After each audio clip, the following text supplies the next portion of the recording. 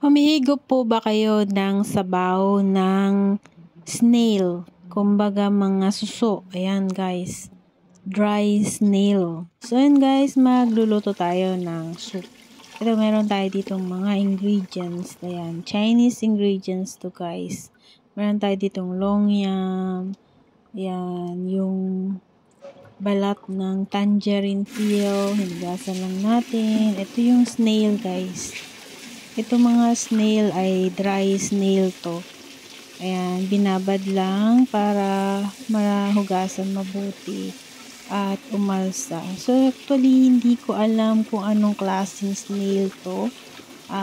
Chinese snail yung mga soup nila to. And then guys, may mga nilagay dito si ma'am na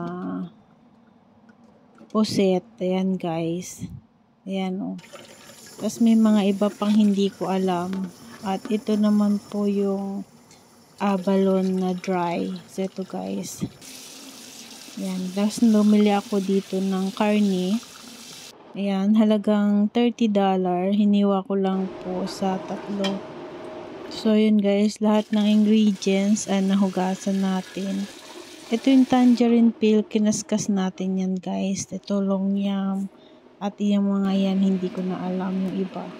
So, ito guys, ay pinakuluan ko tong ating pork. Yan.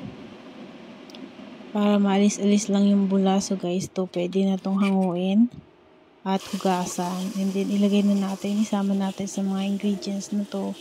Ayan. At lagyan natin ng tubig. So, yung ginagamit dito, di kuryente.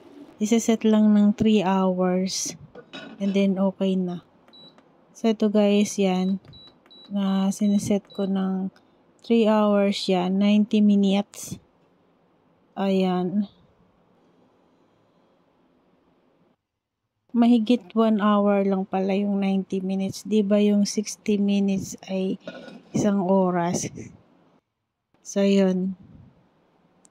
60 minutes. 1 hours and 30 minutes. So, ito guys.